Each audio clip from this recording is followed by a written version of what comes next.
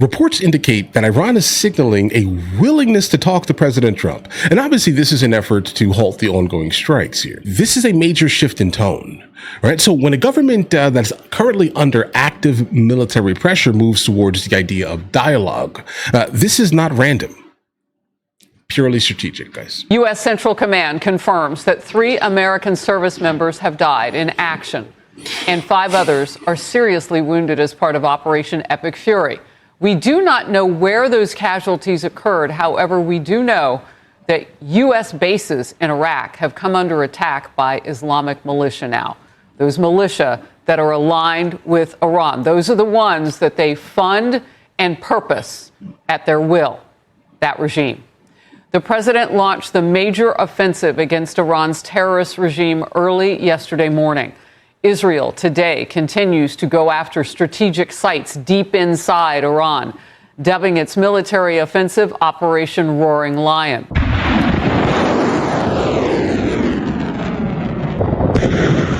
Those are U.S. missiles launched in the opening phase of the operation. Israeli officials confirm strikes have killed more than 40 senior Iranian commanders since the operations began, which includes the top Revolutionary Guard leadership and Iran's defense minister. A huge development now, coming together in just the last bit. Iranian state media confirming Supreme Leader Ayatollah Ali Khamenei was killed. Now, we knew that yesterday. Fox confirmed, the president talked about it, and now wide media. And Fox can also confirm that the CIA provided Israel with the intelligence to conduct that strike on Khomeini's compound. Okay, guys, hold on really quickly. So who I was mainly worried about outside of obviously the supreme leader was definitely going to be Mohammed Pakpour. He struck me as someone that would have a lot of, let's say, pull or gravitas specifically in a situation to definitely make a solid attempt to kind of take over the country. I'm going to be completely honest here. So okay. Then the next one obviously would be the defense minister himself. So there were 2 people that I was kind of moderately worried about, but it looks like we definitely were able to kind of pack them up here, guys. President Trump is calling it justice for the people of Iran. And speaking to one outlet this morning, if you want to save lives, those had to. Potential new leadership, quote, want to talk. And I have agreed to talk, so I will be talking to them. They should have done it sooner. They should have given what was very practical and easy to do sooner. They waited too long. End of quote from President Trump. He proved his point. Exiled Crown Prince shared his thoughts on the future of his country. There's no question that this is the game changer we've been waiting for all this time. This is like full decapitation of the regime, and ultimately what will expedite this total collapse. The Iranian people has suffered too much to settle for anything less than that. Well, while Iran's leadership is calling for revenge, citizens are in the streets, absolutely really all over celebrating the world, wherever they live, including the United States. You're taking a look now. This is Berlin, Germany. Streets are cheering the killings of the top regime officials who have been oppressors of the people for decades. The regime projecting strength while citizens have toiled under miserable economic conditions and political and social repression and death. You know about all those protesters just in the last few weeks. An estimated 30,000 people targeted by their own government. That government now, big pieces of it are gone. We have Fox team coverage. Lieutenant Colonel Darren Gobb is coming up in focus. And Trey Yingst is on the ground in Tel Aviv, where air defenses continue to intercept Iranian missiles. Let's begin with Chief National Security Correspondent Jennifer Griffin in Washington. Jennifer.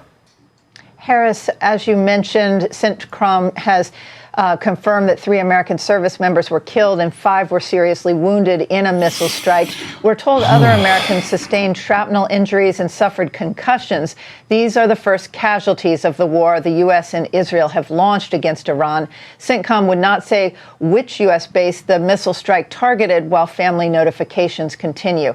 We also can now report that 4 B-2 bombers flew from their home base of Whiteman Air Force Base in Missouri on a round trip to Iran and are now safely home. A senior U.S. defense official told me they dropped dozens of 2,000-pound penetrator bombs on Iranian ballistic missile sites that are hidden underground. The Iranians have mobile missile launchers that can be rolled out of caves and then pushed back into a protective bunker. They may have fewer of those launchers today, however. The Iranian strategy seems to be to escalate to de-escalate. Iranians have fired 135 missiles and 209 drones at UAE, 66 missiles at Qatar. Missiles have been fired at a U.S. military base in Erbil, likely by Shia militias in Iraq, who have long been funded by Iran. A mob tried to storm the U.S. embassy in Baghdad, and Pakistani security forces used batons and live fire to push back an angry crowd threatening the U.S. consulate in Karachi, Pakistan. Both Iraq and Pakistan have large Shia Muslim populations. And British Defense Secretary John Healey said 2 missiles had been fired toward Cyprus, where the British Army has service members stationed. It's the first time Cyprus has ever been targeted by Iranian ballistic missiles, likely fired from Tabriz in western Iran. This is going to set everyone off. The Iranians have reached out to Oman saying they are willing to talk. President Trump, as you just mentioned, just told The Atlantic that the Iranians have reached out and want to talk, and he is willing to talk to them. Israel's defense minister announced that Israel is now using stand-in weapons over Tehran and will now have 24/7 presence in the skies above Tehran.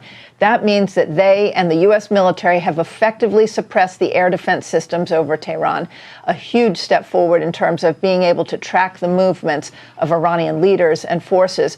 We reported yesterday. And guys, not even just that, also not allowing them to basically fire ballistics without our kind of, immediate knowledge. Start of the joint operation had to be moved up based on intelligence and this target of opportunity, the meeting at Khamenei's compound. Fox has now confirmed the intelligence for that strike came from the CIA, who passed it to the Israelis. The New York Times was the first to report this.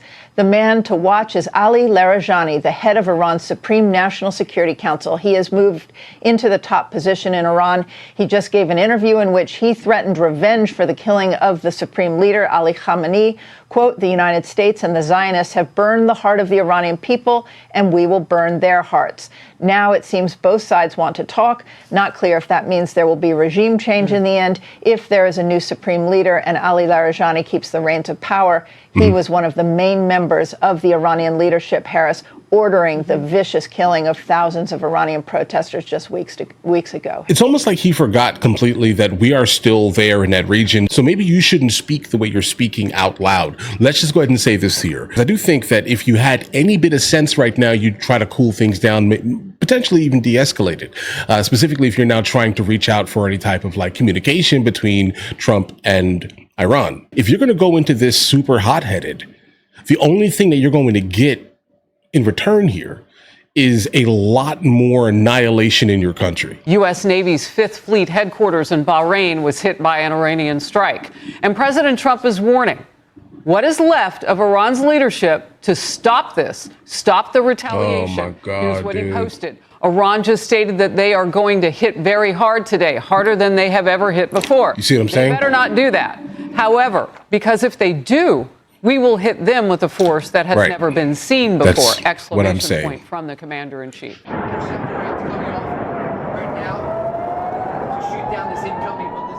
And this is Israel. You hear the sirens sounding repeatedly as Iranian projectiles are flying toward population centers there.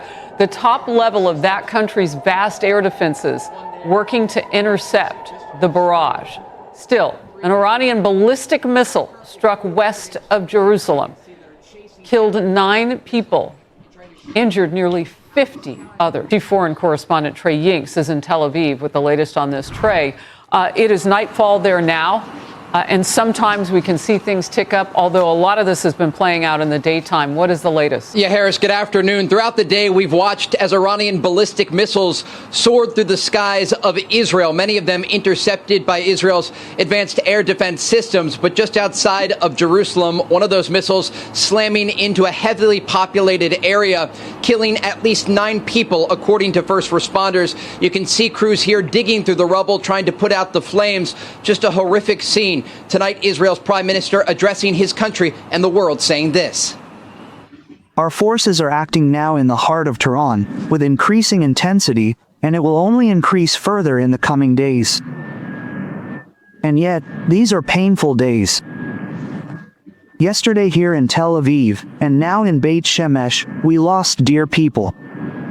My heart goes out to the families, and on behalf of all of you, citizens of Israel, I send strength to the wounded.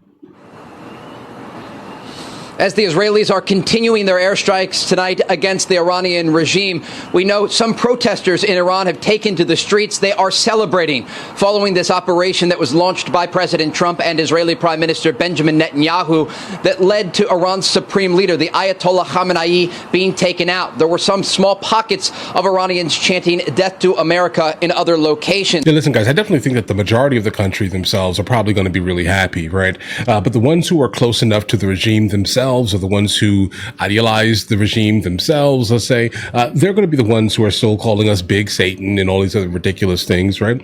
And just expressing nothing but hate for us for the most part, taking out their supreme leader that's ruining the overwhelming majority of the population of people living in the country, meaning the middle class. I'm guessing the ones who are out here screaming death to America still were the upper class, again, super close to the regime. But either way, America and Israel should be aware that this will bring them nothing but shame.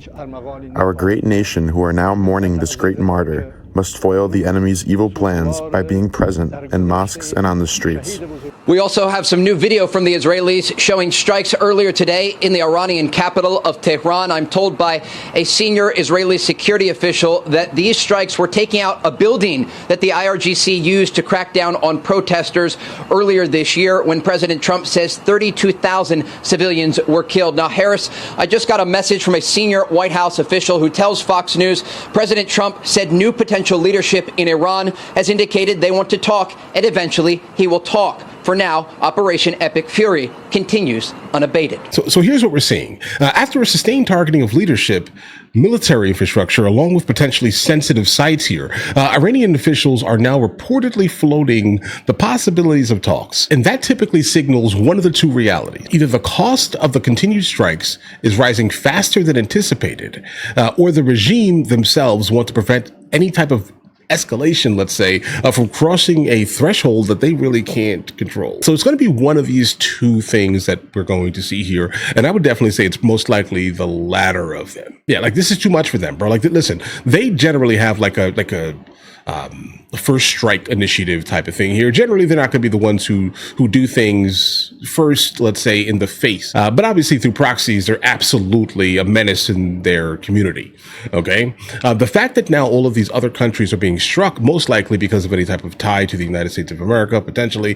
The fact that the UAE, specifically Dubai, not like Abu Dhabi, but Dubai, right? Like the tourist hot spot of like the wealthy right now, is being struck is also intriguing. I wonder if there's going to be some type of like crazy response from the area. Now there needs to be more of like the locals doing a little bit more to stop it, because guys, yeah, they can affect our allies, but they really can't truthfully deeply affect us unless we're trying to push something through like the Strait of Hormuz or something like that, or through proxy they attack us through the Houthis, or they attacked Israel specifically via Hamas. These type of things here, guys. Understand this here, all right? So I think the people that are in that region, the countries that are surrounding Iran, need to kind of step up and do a little bit more, because now you guys are being brought into it too, bro. All right. This definitely feels like WW3, but specifically being targeted within our Fertile Crescent, right? The Middle East, guys, right? But we'll see where the story progresses. If there is any type of talk, I definitely cannot wait to see the result of that. But in the meantime, listen, you guys all have an absolutely amazing day. And again, as things progress, we will absolutely be following this. All right. I'll catch you guys later.